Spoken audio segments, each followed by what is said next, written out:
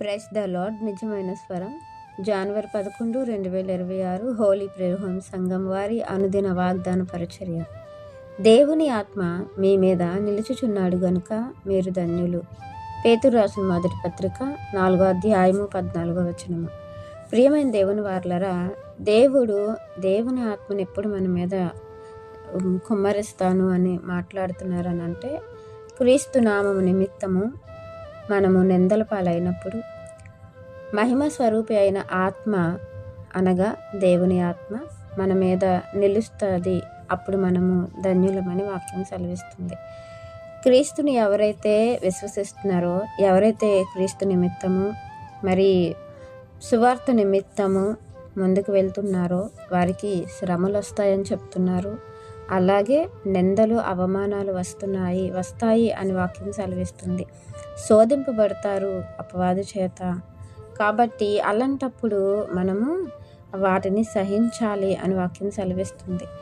చాలామంది అనుకుంటారు, మాకేదో వింత జరిగిపోతుంది, మాకేదో గొప్ప వింత సంభవిస్తుంది, ఈ శ్రమలు, ఈ మహాశ్రమలు లేకపోతే అగ్ని వంటి శ్రమలు మాకు వచ్చినప్పుడు ఇది ఎప్పుడు జరగంది, మా జీవితంలో జరిగిపోతుంది అని అనుకోవద్దు అనేది వాక్యం సెలవిస్తుంది. ఎందుకనంటే ఈ శోధన, ఈ మహాశ్రమలు మన ముందు ఉన్నటువంటి దేవుని భక్తులు లేదంటే యేసుక్రీస్తు వారితో ఉన్నటువంటి శిష్యులు అనుభవించారు గనుక ఇది మీకు వింతగా ఏమీ ఉండకుండా ప్రభు నిమిత్తము ప్రభు చెప్పినట్లు మన జీవితంలో ఇవన్నీ కూడా వస్తాయి గనుక మీరు సహించాలి, మీరు భరించాలి.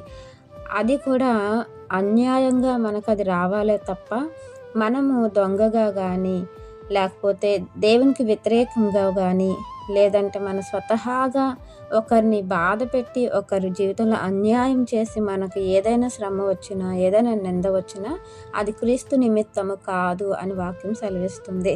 ప్రభు ముందే చెప్పారు, నా నిమిత్తము జనులు మిమ్మల్ని ద్వేషిస్తారు, దూషిస్తారు, నిందిస్తారు, చంపుతారు. ఎందుకంటే నన్ను అలా చేశారు కనుక, నా విషయంలో మరి నన్ను స్వీకరించలేదు కనుక, వారు నాకు వ్యతిరేకులై ఉన్నారు కనుక మీకు కూడా వ్యతిరేకులుగానే ఉంటారు.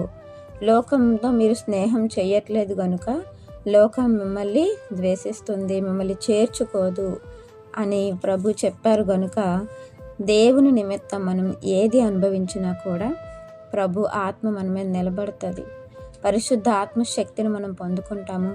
పరిశుద్ధాత్మ సహవాసంలో మనం ఉంటాం కనుక దేవుని ఆత్మను పొందుకునే విధంగా దేవుని అడుగు జాడల్లో మనం నడిచి దేవుని యొక్క పని విషయమై ఏది మనకు వచ్చినా సహించి జయించి మరి ఆ ధన్యత్వాన్ని పొందుకోవాలని వాక్యం మనందరి జీవితంలో దేవుడు ఫలింపచేయాలని ఆశిస్తున్నవారు దైవజనులు బ్రదర్ పి. నెహెమ్యా గారు. God bless you. ఆమెన్.